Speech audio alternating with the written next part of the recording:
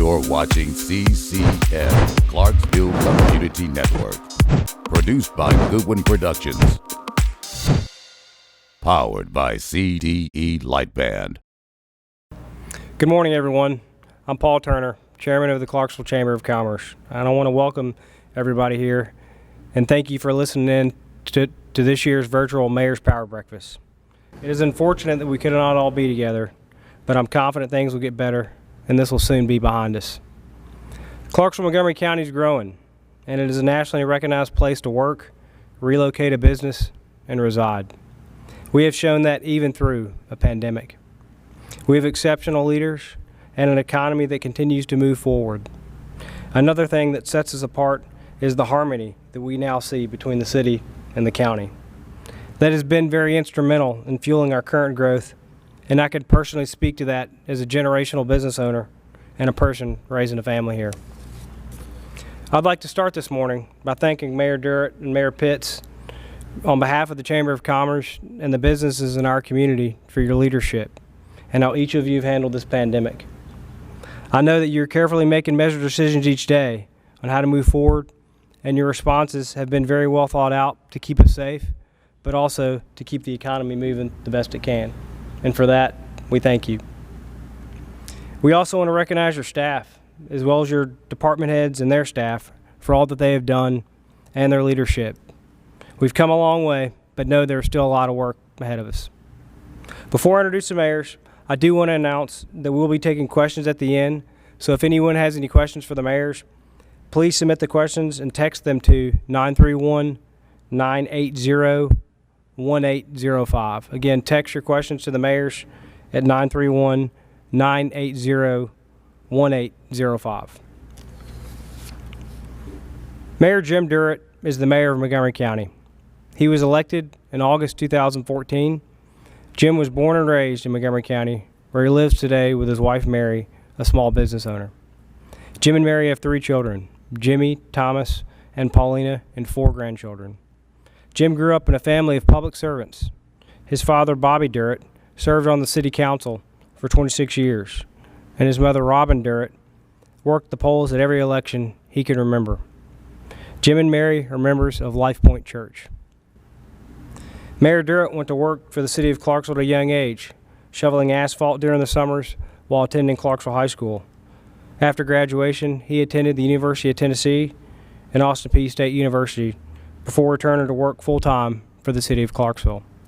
He served the citizens of Clarksville, Montgomery County for 20 years as Director of Streets and ended a 31-year career in local government as Chief of Staff for the city of Clarksville. He most recently served as Vice President of Business Development for a local bank. Jim has a long history of community involvement and has served in various leadership positions within many organizations. We also have Mayor Pitts with us this morning.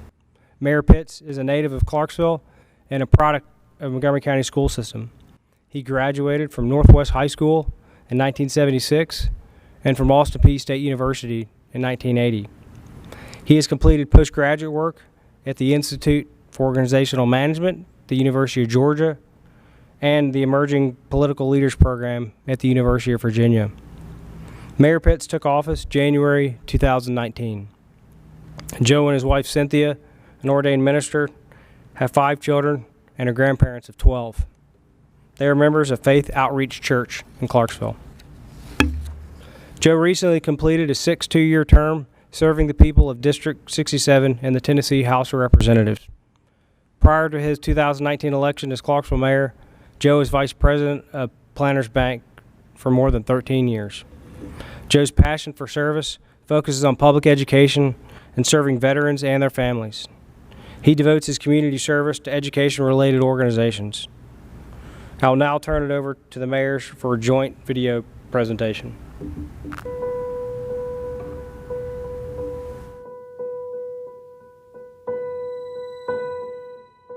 This is Montgomery County Mayor Jim Durrett.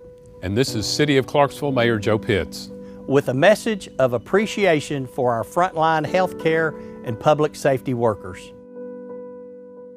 In a time of uncertainty and unknowns, there's one thing we've all been able to count on in this community: the dedication and commitment of the individuals who serve in healthcare and public safety. our 911 dispatchers, paramedics, nurses, doctors, sheriff's deputies, police officers, firefighters, and building custodians have worked without skipping a beat to make sure that our community is safe and cared for. From additional cleaning, to testing, to treating patients, to ensuring that we are safe, they have been there for us every step of the way. They have been the backbone of care, recovery, and security, and we want them to know we are thankful for them. So if you come across any of these local heroes, don't just walk on by. Let them know you care.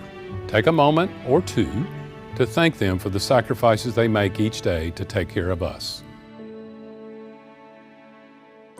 We would also like to thank our local business leaders who have adapted and sacrificed to continue providing services to the people of our community.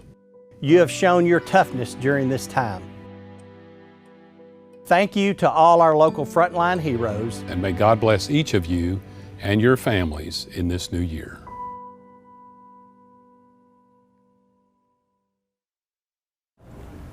Thank you, Mayors, for the insightful video. I'll now turn it over to our County Mayor, Jim Durrett. Thank you, Paul. Good morning, everyone. This kind of takes me back to my childhood days. A lot of y'all won't remember this, but there used to be a program on TV called Romper Room, and Miss Nancy, she'd hold up her little magic mirror and she'd say, well, I see Billy and I see Joe and I see Betty and there's Susan and there's Tom and there's Bob. We can't see you out there today, but we want to thank all of you for joining us via video. First and foremost, I want to thank God. Without God, I couldn't do anything. And I also want to thank all those who pray for myself and Mayor Pitts each and every day. I promise you we feel it, it inspires us, and it keeps us going. I want to thank my family. Being a mayor is a pretty tough gig. A lot of people don't realize it, and I don't think people realize the toll that it creates on your family. But my family has stuck beside me since day one. I especially want to thank my wife, Mary. She's here in attendance. Y'all can't see her, I can. She looks beautiful this morning, but Mary, thank you and I love you. I want to thank my parents, both of them, who instilled in me, I think, the values that I carry today. Compassion, a heart for people, and a working attitude. So many, many thanks to my parents. To our county commissioners who support the initiatives that we bring forward, not all of them, but most of them. I want to thank them, and I want to thank them for their service. And all of our elected officials in county government, they do an awesome job. I think we have the best bunch of elected officials in the state of Tennessee. I want to particularly thank my staff, Kyle Johnson, Michelle Newell, Shelley Baggett, Melissa Smith, and Emily Matthews. They are truly the rock of the courthouse. They're the foundation that I stand on every day, and I couldn't do what I do every day without their help. And the county employees, I certainly want to thank each and every one of them. This has been a very trying year. It's been tough, but they've stood tall and they've continued to go forward. I want to thank the chamber, Paul, you, Melinda, for putting this on. I know this is difficult to do it in this format, but hopefully we'll be able to tell the community a little bit about what we expect to happen in 2021, and then be able to answer your questions. And lastly, I want to thank this guy beside me, Joe Pitts. It's truly, truly an honor to serve alongside this guy. He is a godly man, he's a family man, he's a good man. And so I'm just blessed to be able to serve alongside Mayor Pitts. Before we get into 2021 and what it will look like, I'd like to talk just a few minutes about some things that we accomplished in 2020 that I think are very important. First of all, in May, we opened the Fredonia Community Center. It's a building that had been sitting dilapidated for many, many years, but it served that community as Fredonia School for kindergarten through 8th grade for students from 1922 to 1968. It's a beautiful facility, and I encourage you to go see it. I'm so proud of what we're doing in diversity. We've created a Montgomery County Diversity Task Force, spearheaded by Michelle Lau, who is our Diversity and Training Officer. This group was formed in the spring, and they're learning, they're listening, and they're identifying challenges and workarounds for problems in our community. The task force has already engaged 2 community outreach events in Lincoln Homes, and we have many, many more planned. Our VSO office is strong. They continue to serve our veterans, and they were recognized they were recognized as having one of the largest single-year increases recorded in the state of Tennessee for 2019.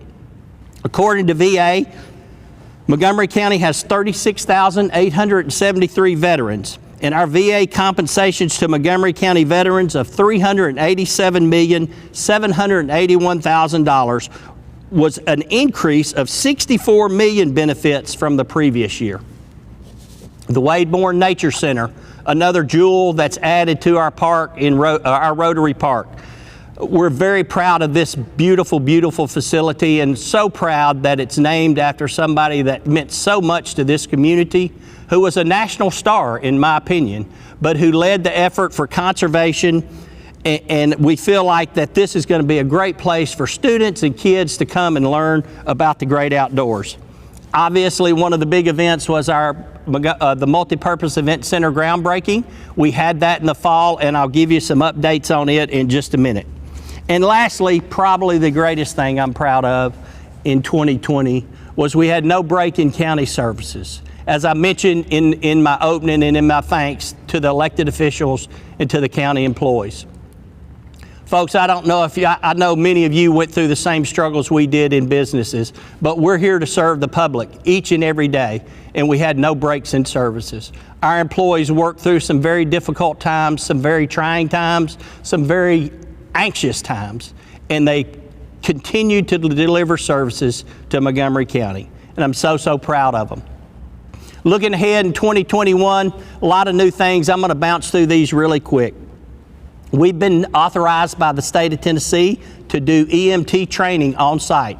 We'll be doing that at our new EMS facility out by Tenova Hospital, and we're excited about the opportunity that this will bring, and it's a collaborative effort between the state, Austin Peay, and our local EMS.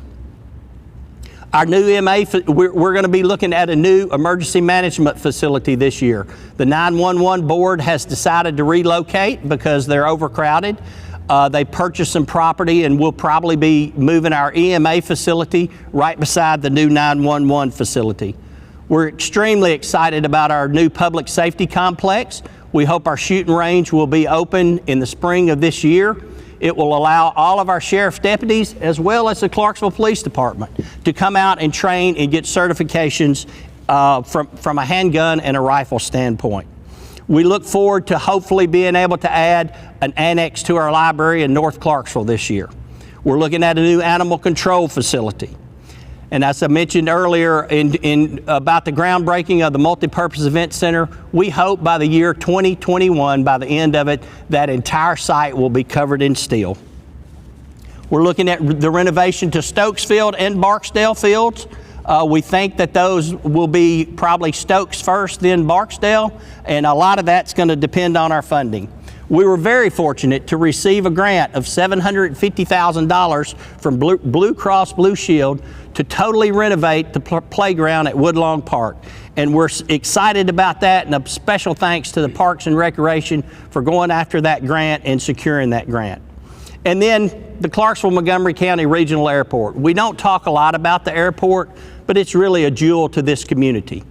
They just completed a 120-foot by 100-foot corporate hangar with immediate occupancy. And we have 5 hangars that will be built starting early spring of 21 throughout the summer. This will bring additional annual revenue to the airport of $241,000. And we can't forget about schools. That's one of the biggest issues that we face in Montgomery County is our schools and our overcrowding. So we've got to continue to build schools. We're excited about the start of the construction of the middle school at Rossview Road. We think that construction will start in early spring. We will then move right into the design of the new high school, with the high school opening probably in 2024. And as we're doing that, we firmly believe that if we're going to build schools, we need to bring the infrastructure to it. And so we'll be widening Rossview Road from International Boulevard to Hayes Lane, and we hope that that will be completed by the time the new high school opens. And lastly, we're going to continue to support the health department. Mayor Pitts and I, we talk weekly, if not daily, about what can we do to help support the health department to get more vaccines in our arms. We're collaborating with the state, with each other, with Fort Campbell, and we're going to continue to do that to get vaccines in people's arms and get us back to normal. So thank you for joining us today. I look forward to your questions, and I really look forward to my great friend's remarks, Mayor Joe Pitts. Thank you, Mayor. Thank you, Mayor Durrett. I'll now turn it over to our city mayor, Joe Pitts. Thank you, Paul, and good morning, everybody. It's always a great day when I get to share a stage, but in this case, a table with my good friend, Mayor Jim Durrett. You heard from Paul in his introduction why he's such an effective leader, because it's in his DNA. Public service is in your DNA.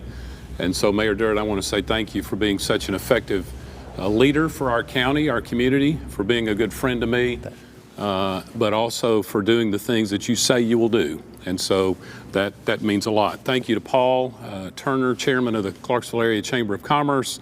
And I also want to say thank you to my family, my wife Cynthia, who couldn't be here today. She's leading chapel services at Chapel Hill Christian Academy this morning, and to the city employee family who show up every single day and do some outstanding work. And particularly in this facility, our Wilma Rudolph Event Center, the crown jewel of Liberty Park, Bethany Benjamin, who's the facility director. Bethany, thank you for always being a part of what's going on in this particular park, in this particular venue. I want to say thank you to the City Council. We've got 7 new members. We're excited. We're off to a good start. They're engaged. They are interested in what's happening and making sure that our city continues to move forward. Before we can look forward, we got to take just a quick look back. Our communications team, along with our city departments, did a great job putting together an annual report. Mayor Durrett referenced Romper Room. This is show and tell. So this is our annual report for the year 2020, fiscal year 2020. You can download that at the cityofclarksville.com website. And it takes a great look back at what happened during the fiscal year 2020, which went through from July to June. But also it looks at the entirety of the year 2020. And you can't not say enough about the city employees who make our city work and work very effectively. You know, back in October of 2019, we experienced a windstorm that knocked out power to almost half of the customers through the Clarksville Department of Electricity. I want to commend them for being on the job and making sure everybody got restored as quickly as possible. So great job, CDE Light Band, as always. Our Clarksville Street Department worked tirelessly, day and night, 7 days a week, picking up debris, making sure our streets and the property around our streets were safe. So thank you to our street department for doing that, as well as to every city department who rallied and provided services during this very difficult time in that 2 to 3 week period in October 2019. You can't talk about 2020 without talking about the pandemic, Mayor Durrett. The pandemic has dominated our lives. We are now in that phase where we're seeing vaccines rolling into our community, and we're very thankful to the Clarksville, or to the Montgomery County Health Department. Joey Smith and his staff do a great job. But I want to pause here and make special mention to a couple of city employees who captain our response team. Wes Golden in our Human Resources Department. Wes, thank you for the work you've done every single day, 7 days a week, 24 hours a day. Whenever I needed you or some member of our response team needed you, you were there. So thank you, Wes, for the outstanding work you did and are doing in our response team. And you had an able assistant, really not your assistant, but someone who was there to back you up, Heather Fleming. Heather, thank you for the outstanding work you do to help our city employees stay safe and know what to do. So that's quite a tandem we have, Wes and Heather, so thank you. Every city department rose to the challenge. Mayor Durrett mentioned we never missed a beat when it came to city services. Our building and codes department, our gas and water department, the water treatment plant, employees literally moved in to the water treatment plant on 7-day rotations, left their family to make sure that we had clean drinking water during a very difficult but important time in the life of our city. We maintain high levels of service. The Parks and Recreation Department got very creative with some of the events just to help us return to some sense of normalcy. We had Fright on Franklin, but instead of on Franklin, we did a drive-through at Liberty Park. The line was long, I do recognize that, but we were able to provide much-needed treats and fun for families of this community. And then our downtown market, we continued that tradition downtown with proper precautions, and it won an award again this year as the best farmers market and best downtown market in the state of Tennessee. So thank you to Trey Stroud and his team for putting that together, and Jennifer Letourneau, our department director. Speaking of departments, we got a lot of new leadership in our departments over the past year or so. I am so proud of our Clarksville Fire Rescue Department as well as our Clarksville Police Department. Chief Freddie Montgomery with Fire Rescue and Chief David Cockrell have done a great job of continuing to build those two departments into the premier fire rescue and police departments, not only in our state, but I think in our region, if not our country. So thank you to their work. We've also named new directors at Clarksville Transit System, to the Gas and Water Department, Housing and Community Development, Building and Codes, Project Management, Internal Audit, and the list goes on. And we're just thankful for talented professionals who step up every single day to do the work on behalf of the citizens of this Clarksville. You know, I'm really proud of some of the diversity that we've seen in the recruitment of new employees. We got a long way to go, admittedly, but we've done a very good job, I think, of enhancing the diversity of our city workforce. It's no longer good enough to me to say, well, nobody applied. We got to go out and look for quality candidates to fill those positions. We're in a very competitive job market. We recognize that, but we want to make sure that we hit upon the diversity and we don't just make excuses. And so we're making progress, and I'm excited about that progress in more minority hiring. Amid the challenges of the pandemic, our Clarksville Police Department received their 4th reaccreditation from CALEA, which is the Commission on Accreditation of Law Enforcement Agencies. So congratulations to our women and men who wear the uniform and serve in the Clarksville Police Department. So now let's turn our attention just briefly to some other things that are happening in our city and our community. You can't talk about our city without talking about traffic, Mayor Durrett. That's on everybody's mind, and seemingly traffic is like the weather. You can talk about it, but you can't do much about it. But well, we're taking steps to do some things on traffic, but we're also doing some things as it relates to athletic facilities, recreation facilities. We've long talked about the property we own off Rossview Road. We've got the design for 7 new lighted multi-purpose fields. 3 of those will be artificial turf, so we can encourage year-round play, as well as 4 natural turf fields. We'll have an accessible playground for our special needs and children and adults in our community, as well as an accessible walking trail in that area. And we've got something very special on the horizon for part of that property, which I refer to as the Billy Goat Bluff, because it's the bluff that leads down to the river there at Rossview, off Rossview Road, and we'll be talking more about that in the future. You can't talk about Clarksville without talking about downtown. Our historic, beautiful downtown sets us apart from most every community. It's got 2 rivers run through it. We have a university. We're adding a beautiful new, thanks to Montgomery County, multi-purpose event center, and I get to watch the progress of that out of my window every single day, and it's exciting to see what's going on.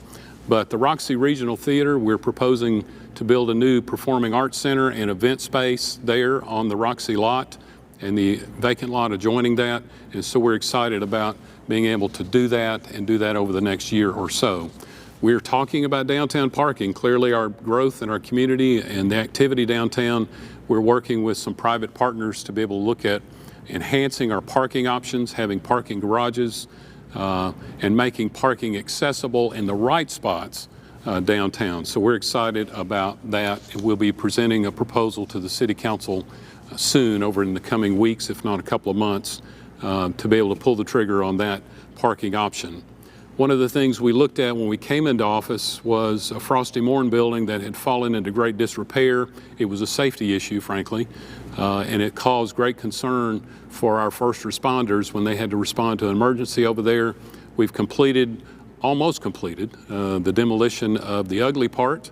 We'll have about 50,000 square feet of hardcore, solid core building left that we intend to turn it into a community facility so that the neighborhood and Red River, Brandon Hills, and that area will be able to enjoy things such as a farmer's market, a year-round farmer's market, arts and crafts. We'll have a commercial kitchen for people to be able to have events inside that facility. So we're excited about what's taking place over there, especially as it relates to the Vulcan property that's now under local ownership and control. So we're excited to be able to partner there and watch the transformation of that neighborhood. Public safety never goes without a thought. Every single day it's important to keep our citizens safe, our visitors safe. We have in the current budget hiring 20 new additional police officers.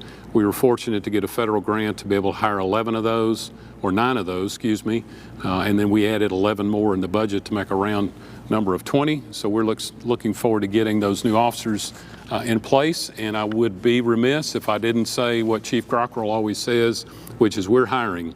Please, if you're interested in a career in law enforcement, go to the City of Clarksville website, look up the Clarksville Police Department. You'll find ways to be able to apply for those open jobs. We're hiring and hiring every single day. Speaking of hiring, we're looking at hiring 15 or actually 16 new firefighters over the next few months. We received a grant, federal grant, to hire those firefighters, and it'll pay 100% of the cost of those firefighters over the entire 3-year period. That gives us an opportunity to get them recruited, get them in place, trained, and ready to go, and then we'll be looking forward to funding those in the years to come. We're completing construction on the new District 3 police precinct on International Boulevard.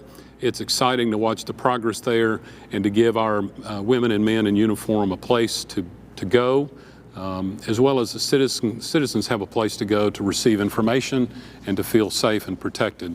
And then we recently broke ground on a new fire rescue maintenance garage. Doesn't sound exciting, but it is exciting to me because if you drive by the complex on Main Street, Main and 8th, it's embarrassing that we'll ask our firefighter maintenance crew to work in a Quonset hut that leaks when it rains. So we're going to have a state-of-the-art fire maintenance facility, and I'm thanking them for their work, but also for their patience while we got some things done. We're looking at roads. Rossview Road, if you've driven out there, you know it's a mess, but it'll be a mess for a little while longer, and then we'll have a beautiful new road to ride on. We've got plans underway and hoping to get started with construction as soon as we can get some utilities out of the way on the Whitfield Road and Needmore Road construction. And then Spring Creek Parkway, which has been lovingly referred to as the Northeast Connector. We've got plans. We're under right-of-way acquisition to connect Wim Rudolph Boulevard to Trenton Road, a needed thoroughfare to move traffic in and around our heavy commercial district. So I want to say thank you to our street department and to our consulting engineers for doing a good job there. And then finally, speaking of roads, finally, the sidewalk project at Fort Campbell Boulevard will be let by TDOT sometime next month in February, and we look forward to seeing construction of sidewalks up that major thoroughfare this spring and summer, much like we've seen at Wim Rudolph Boulevard over the past few months. So we are looking at more than just talking about what has been. We're looking forward to a transportation plan that we'll roll out to the City Council in the coming days, give them an opportunity to review it. Then we're going to take it out to the public. I'm going to borrow a page from my friend Mayor Durrett's playbook, and we're going to go out to the public and show you what we're talking about as far as new roads, new sidewalks, bike lanes, new transit centers, and talk about what investment is needed in order to move traffic. It's going to come with a little bit of pain as far as construction and finances, but we're confident that it will accomplish the goal of keeping our streets safe, but also keeping our people moving as we add more people throughout the years. So that's sort of a look back and a look ahead, and we look forward to answering your questions over the next few minutes. So thank you again for being here, literally and virtually, and thank you for the opportunity to be with my friend Mayor Durrett. Thank you, Mayor Pitts. We now have some questions that were previously sent in from the audience. And again, for anyone that wants to submit a question to the mayors, please text your question to 931-980-1065. 931-980-1805. Again, that's 931-980-1805. So the first three questions are going to be directed to both of you. The first question is, we touched on this a little bit, but we're a divided country. There's so much anger and animosity among people today. Do you all, as the executive leaders in Clarksville, Montgomery County, have plans to overcome or repair what's been broken? What can business leaders in our community do to help you? Well, I personally don't think our community's broken. I think we have some things that we need to fix, that we need to mend, but I don't think we're broken. I think the creation of this diversity task force is going to go a long, long ways. When I talked about it in my opening, it's a very collaborative effort. Our diversity training officer is actually helping the city with diversity training. And so I feel like that task force is just up and running. Obviously, with the pandemic, it's not running at the speed that we'd like it to. But I think that diversity task force will bring many, many new great ideas to our community. Mayor Pitts talked about the vacancies that they had and how do you fill them. And I think one of the things that we've both realized is that we can't just simply post our jobs on our websites and those type things. We've got to go out into the community and post those jobs. We've got to go out and recruit people so we can have diverse workforces. And I think we're both committed to doing that. Yeah, thank you, Mayor Durrett. Yeah, diversity is so important. And I agree with you. We're not broken. I think, we have differences of opinion, which is what makes our country and really our community great. Someone once said that the beauty of our democracy is the competition of ideas.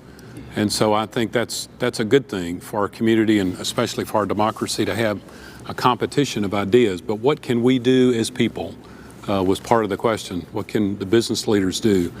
I thought about this a lot and actually prayed about it because this one troubles me greatly.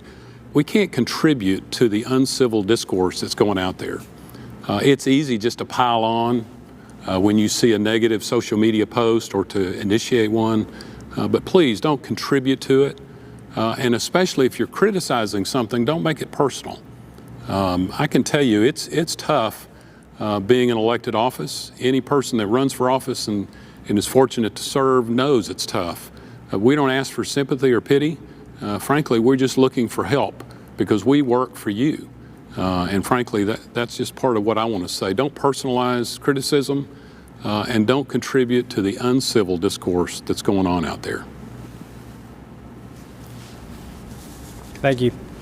Our next question is, what is being done to address the traffic problems on major thoroughfares? The 41A bypass should be a bypass. It needs to be 5 lanes and not littered with traffic lights. There is not a good way to get from Riverside Drive to Wilma Rudolph Boulevard. Either College Street or Craft Street needs to be improved. Well, I'll go first. Okay. I'll just set you up, and then how's that? Every single road that was mentioned, the bypass, Craft Street, College Street, Wilma Rudolph Boulevard, those are state routes. We work in tandem, hand in glove with our state delegation in the legislature to make sure that funds are available to improve those roads. You saw the repaving of Craft Street over the summer, sidewalks along Wilma Rudolph Boulevard, sidewalks around Fort Campbell Boulevard. As our city grows, it's incumbent on us to look at ways to move traffic and connect our major arteries, and that's where the local governments come in to play, and that's why we're talking about the Spring Creek Parkway. That's why we're talking about doing some of the things that need to be done that'll be released as part of our transportation plan in the coming days and coming weeks. I've lived in communities that weren't growing nearly to the extent Clarksville is, and frankly, it's a pretty good problem to have to live in a community everybody wants to come to and work and raise their family. But we're not ignorant to the challenges that comes with that growth, which is demand for more services. We got to build schools, we got to build roads, but we are working to do everything we can to improve access to and from our major state routes. Well, I think my response would be very similar to Mayor Pitts. All the roads that were listed are state routes, and back 3 or 4 years ago, the state passed a gasoline tax, and I think one of the issues with that gasoline tax was they didn't index it properly. And so now the money that they anticipated for all these projects that were outlined, the money's not there. And so, you know, in the beginning we were told that in 10 years these projects would be completed or they would at least be started. And now we're back in the old 20 to 25 year cycle. Another thing that I think is very, very important is the state doesn't have any road debt. And that's a great thing, but I think we're one of only a few states in the United States that doesn't have any road debt. So I think the state's going to have to really look at the gasoline tax and also possibly look at creating some road debt. I'm not one that wants a lot of debt, but if they can figure out a way to pay for it, then I think I would support it. I think locally, with the local roads, we're doing everything we can. Rossview Road, as I mentioned, going out to the new school complex, that's a state route, and we're partnering with the state, and hopefully our contribution to that will not be what Mayor Pitts is facing on the Spring Creek Parkway. So it's tough, but I promise you we're both working on it hard. What sites are being considered for downtown parking garage to support the multi-purpose event center and the need for additional parking downtown? Well, we had a need for more parking before the multi-purpose event center broke ground, and now that it's coming out of the ground, we are excited to know that we're going to be adding additional parking inventory, looking at ways to make it more visitor friendly but employee friendly, because our growing business community downtown needs places for their employees to park. I think all sites are being considered. We're focusing on city-owned parcels of property. What can we do to improve those, maybe build up on those properties, because we want, especially when it comes to the impact, we want to make sure that the parking is accessible and available for safely moving people who are coming to events there to get back to their car without having to walk long distances up the hill, because if you've been to downtown, it can be a little hilly and challenging, but that's a good thing. So I can't give you chapter and verse or particular sites other than we are looking at a couple of particular sites that we hope to announce very soon, a parking structure and a parking plan. What he said. No, but Mayor Pitts and I, we meet every other week along with our chiefs of staff, James Halford and Cal Johnson. And parking is probably talked about every other week. Yep. And so we're here to support that initiative in any way that we can. Will the city begin to aggressively move to sell excess property to generate revenue through the sale and through future property taxes? The simple answer is yes. We will be doing that, though, in tandem with the county. We went through an exercise internally with the city of identifying surplus property, putting those on a map, making sure we had the accurate information, especially as it relates to taxes owed on those parcels, because many of them are ours because of tax sales. So we met with the county, Mayor Durrett and his team, and talked about, is there a way that we can pool our properties together and have one large sale, perhaps an online auction of those properties, but we've got to get the details right first. So we're making steps to move those. It may not be going as quickly as some people want, but we want to make sure when we do it right, and we do it fair, and we do it competitively, because we want to get top dollar for those properties, but we got to also make sure that those back taxes are satisfied as well. So the simple answer is, yeah, we're moving as aggressively as we can. Mayor Pitts, again for you. Would it be more beneficial for the city to purchase the Roxy and lease it back to them for a few years, then eventually, as the property values rise and demand increases for downtown activities, then sell it to a private developer to renovate the Roxy into a performing arts center? Well, I'll just say, if there's a private developer listening or that will listen to this project or program, I invite you to call me and let's talk about it. This project's been talked about, Paul, since 2013, and so it's enjoyed a few birthdays. We want to make sure that we pull the trigger on acquiring the property so we can begin the actual design of a new space. But if a private developer is interested in stepping up and doing something, I'd be open to that. But so far, nobody's stepped up. So the city's going to take the lead in making sure we have a world-class facility, not just for performing arts, but an entertainment venue that will offer space for receptions and other events that our community can be proud of. That's iconic. That building is iconic on the corner of First and Franklin. It was there when Mayor Durrett and I were kids, and we hope it will be there for our grandkids and then great-grandkids.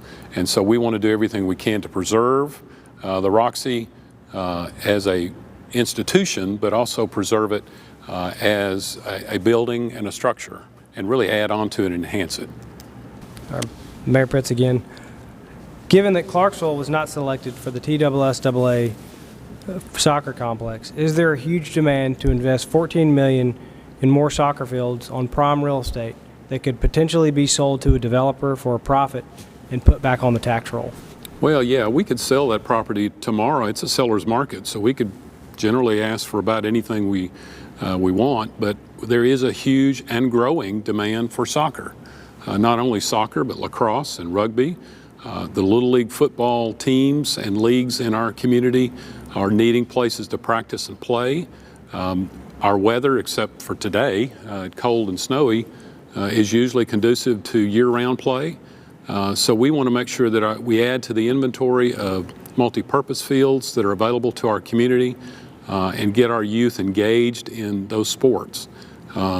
We've got some things planned, as I mentioned, for that Billy Goat Bluff part of that, and sorry for the crass reference to that, but for that area that's not conducive for flat fields, but to do something else that we're excited about. So yeah, there's a huge need.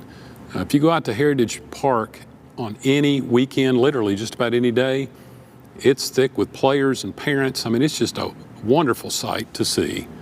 It's just heavily used. So we need another park, take a little pressure off Heritage Park temporarily, knowing it'll eventually be overcrowded too.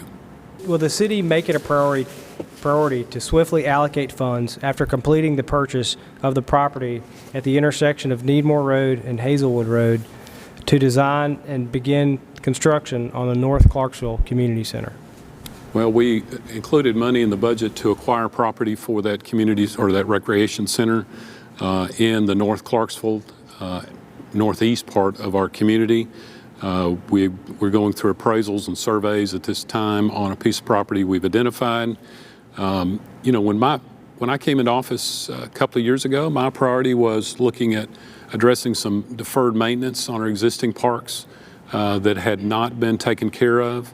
You know, I think about this facility. We need some maintenance on it, a new sound system. If you've been to any event here, sometimes the sound system's a little iffy. Fort Defiance, a jewel in North Clarksville, needs more parking because it's grown into a very popular park. I think about the Ewing Burchett Park that needs an overhaul, and we're looking at ways that we can do that. I think about the Barbara E. Johnson Park there near Outlaw Field in the airport. There's a sinkhole that's opened up there, so we want to make sure that it's a safe place. It's heavily used by families in that community, so we want to make sure that we're doing that needed as well. So we want to focus on deferred maintenance, but also adding inventory to our park system. And so this is one exciting way that we can do that by having this new recreation center on that location near Pisgah Elementary School. Thank you, Mayor. And again to you, thanks for the upgrade work on the Wilma Rudolph Boulevard at Exit 4. I know there are plans by TDOT into widening I-24, which will help reduce the driving stress and traffic congestion. Montgomery County and the city of Clarksville are a mirror growth to Rutherford County and Murfreesboro. Both are a commute away to Nashville. This person says their concern is from Kentucky exit 86 through Tennessee exit 24. Are there plans to set a 3-lane with a 4-lane coming later? If so, they believe that the population is already beyond the 3-lane congestion. And their question is, when will this work begin? And they're claiming that they will need to modify a 4-lane in the immediate future because of the growth. This person suggests that it should be widened into a 4-lane on both sides, not a 3-lane, and expand on a 5th lane with a 5th lane off ramp at each exit. They said this was done in Murfreesboro 7 years ago.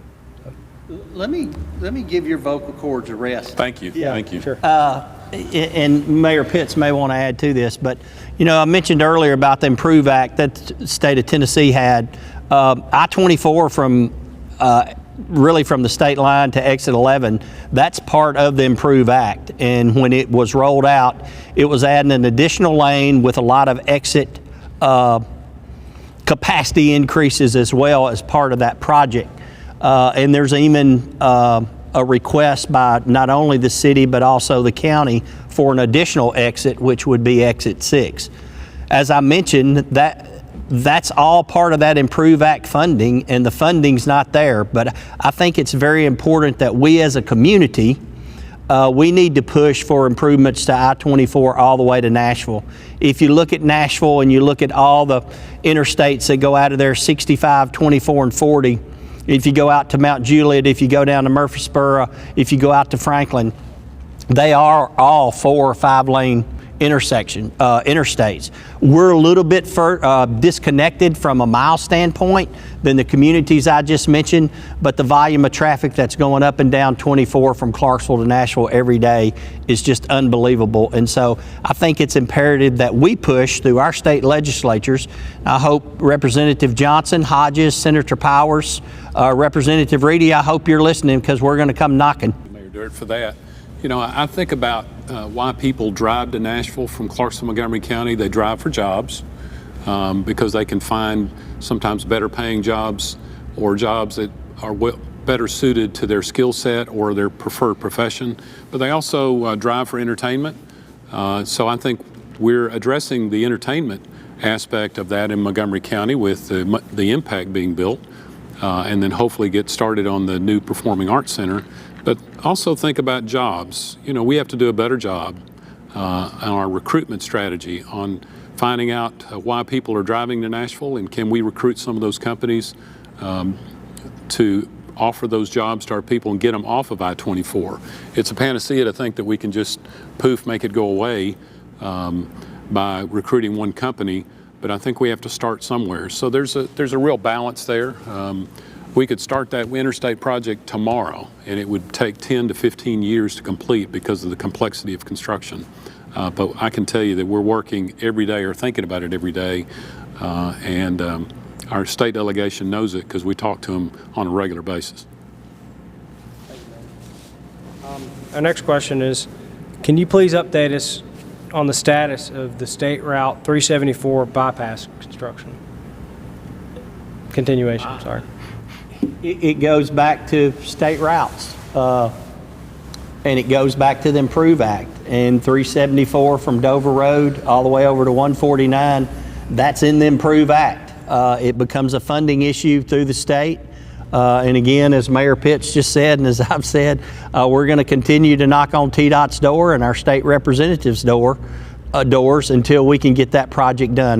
Right out in front of us is a very big project, a very much needed project that is part of that whole 374 leg, and that's improving 4813 from right here at the pavilion all the way out to 149. And so again, I would just encourage everybody that reach out to Mayor Pitts and I both, but reach out to our legislatures as well. We've got to have some help. We can't do it locally. They're state routes, and so we need some funding from the state. Not to get too far down in the weeds, but when the Improve Act was passed, it wasn't indexed to inflation. And as we know, construction inflation continues to drive costs up. If you're in the home building industry, if you've priced any sort of construction project lately, it's just really gotten out of hand. But that's the market and the economy we live in, and so that's a good thing as well. But road construction is one of those that continues to go up as well, and the revenue's not keeping pace with the cost of construction, which is exactly what Mayor Durrett said. We're now back to the 25 to 30 year cycle for getting these road projects started because the revenue isn't keeping up with the cost. So something's got to go, so you prioritize. So it's incumbent on us to be able to look at ways to enhance revenue. Can you talk about the growth and potential of the industrial park for new jobs? I actually wrote a note here earlier in case we didn't get any questions about a couple of things to talk about.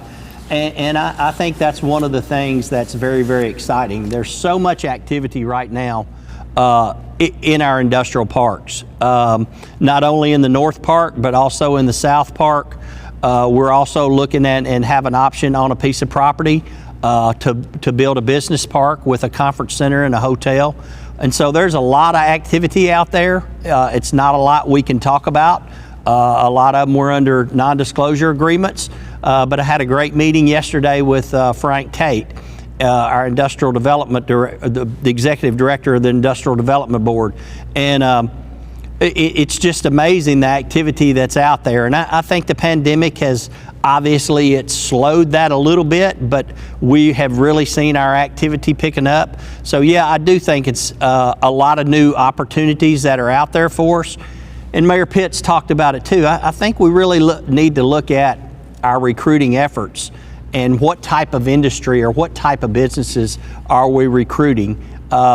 We need to get more blue collar, and I think that's important. And I think Mayor Pitts and I both have identified that, and we've talked to the EDC about that. Speaking of the EDC's been without an executive director for a little over a year. We're excited about the opportunity that a new director will be coming on board, hopefully sometime early this spring. And I think it's a lot of things going on. Where can businesses help with community grants? What else can businesses do to help? I think for me, we have so many just super nonprofits that are out there. And so I think for me, how can a business help with our community? I think it would be embracing one of those nonprofits, or maybe embracing an organization, maybe adopting a school, something along those lines. But for me, we've got so many great nonprofits out there. Another note that I wrote down, our Community Health Foundation, it has not been anything publicly about it, but during this pandemic, the help that they provided this community has been unbelievable. And it's gone without, they don't want publicity about it, but they're just doing what they were set up to do. And so I think, again, I think if a business wants to do something, I think they should adopt a nonprofit or adopt a school or adopt some organization that they know that's doing good things in our community and that's helping people, and so support that cause. You know, think about the needs in our community. The school system did a great job when they shut down in March of feeding the students, because many of the students, the only meals they got, frankly, often and regularly were breakfast and lunch at the school. So I applaud the Clarksville Montgomery County school system for paying attention to that need. But we had a lot of other nonprofits that stepped up and provided that help as well. We've got a homeless challenge in our community. And we've got some organizations that are out there on the front lines every single day addressing the homeless challenge. And the city has gotten some federal money in order to address some of the issues related to the COVID-19 pandemic, and we're looking to deploy that money and do it in a very effective, measured, and responsible way. We don't want to duplicate what's out there. We want to supplement or enhance. And then we're looking for impact projects that will be longer term, because we just never know if there's going to be more federal money available to us. So we want to make sure if we do something, it has impact and it addresses a current problem, and not just throwing money at something that may already have enough resources to address it. You know, I want to give a shout out to LG and Google. They're both pretty new to our community. LG, Google, and Hancock. They're all three pretty new to our community, and it just, especially LG and Hancock, just recently they've both given substantial amounts of money to some nonprofits that are helping our community. So I want to just say thanks to both of those organizations. Yeah, and I'll tag that too. A company, a business, I don't care how large or small you are, if you've got employees or just the owners can get involved and volunteer at one of the organizations out there. I know the United Way does shower up events where they provide hygiene opportunities for the homeless or near homeless in our community, not just providing an opportunity to get clean, but to clean clothes, medical help, and food and supplies that they may need, not just for individuals, but for families as well. So get involved. Raise your hand to volunteer. contact the United Way or one of these other organizations out there on the front lines doing some really outstanding work. When will the Frosty Mourn project be complete and ready for use? Well, we got to get the ugly parts finished as far as tearing it down. Like I said, there's about 50 to 55,000 square feet left. It's going to be it's a solid building. We've got some preliminary plans for what it could look like. We've imagined things like a truck court out beside it, where we could have on a regular basis food trucks there for community use, knowing that it's Thursday afternoon or Thursday lunchtime, that's where the food trucks are going to be, so it would be an attraction. But we're also looking at ways to program that facility so that the local community can take advantage of it. We've got a lot of people who have home-based businesses that bake some wonderful sweets, and I'm addicted to those sweets, as Mayor Durrett will most assuredly tell you, but they operate out of their kitchen at home or maybe some other place. We want to bring them into one centralized location to help them build their business, to expand their reach. And so when will it be done? I can't put a specific date on it. I can tell you that we're tearing down the ugly parts, getting it ready for renovation, want to program it, get a lot of community input, have some community sessions in the neighborhoods to find out what's needed. Because we want to do things like a year-round farmers market. We're not displacing the downtown market, because that's so critical and important. We're talking about enhancing what we do by having a venue that they can have inside when it's raining or when it's 100 degrees, which it is, most assuredly is in July, or if it's cold outside like it is today, we can do something inside at that new building. Can each of you please talk about sales revenues held for the city and county this year and the pandemic impact on budgets? Well, our sales tax revenue in the city was outstanding. It was surprising. Lori Matta, our CFO for the city, uses a word to describe our community over and over again, and that's resilient. And that's exactly what we are. I think because the city is very sales tax dependent, people being at home, ordering things online, while it's not been great for our local small business community, it's kept the sales tax collections coming in very strong. I think 6% up year over year. So it looks good. Our property tax collections this year, despite the pandemic, have been equally as good. So we're just blessed, Mayor Durrett. That's all there is to say. We're just blessed. We really are, and I think probably the one thing that we've seen a decrease in is our hotel motel tax. But we've seen it to start to tick back up as well. And so we think we'll be back to normal with it, hopefully by maybe late spring. But as Mayor Pitts said, the sales tax have just been incredible. And, I just want to take this as an opportunity. Mayor Pitts talked about a lot of people ordering stuff online, doing those things. But please, please support our local businesses. They're the backbone of our community. Our small businesses are, and we've got to support them. And I know it's a lot of people don't even want to go outside their homes right now with everything going on with the pandemic. People are wearing masks, people are doing the right thing, so please support our local businesses.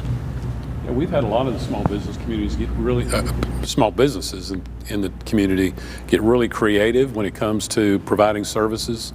And we've tried to help facilitate some of that on the city and county level, through reserving parking spaces downtown for drive up. I know Hot Pita does a great job.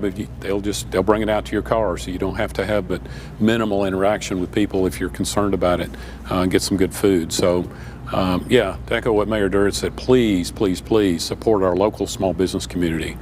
They are the backbone. Those are the names. Those company names are on the back of your Little League team uniforms. So support them.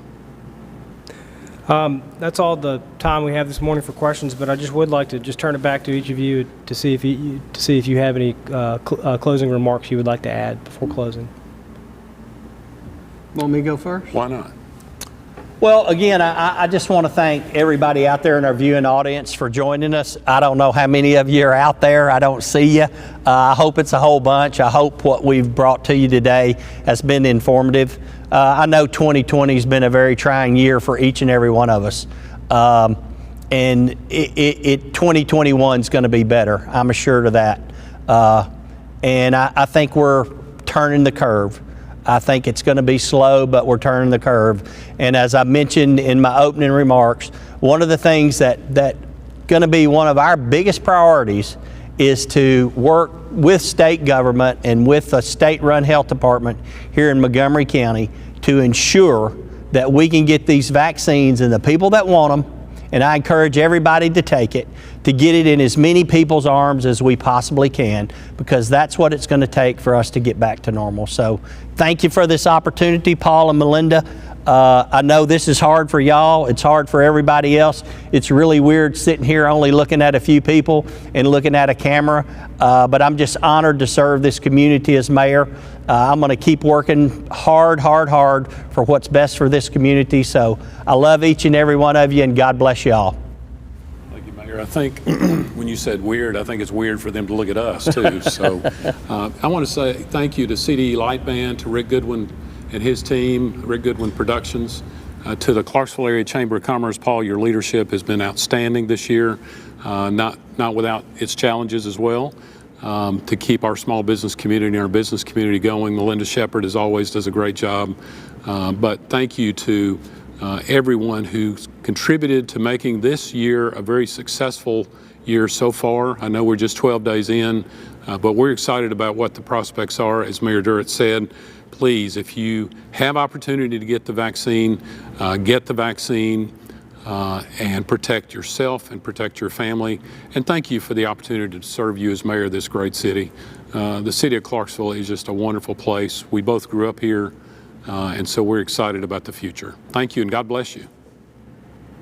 Thank you, Mayor Durrett, Mayor Pitts, for your briefings. And I'd also like to thank all of our members and all the sponsors and supporters of the Chamber. That concludes our program this morning. Thank you, everybody.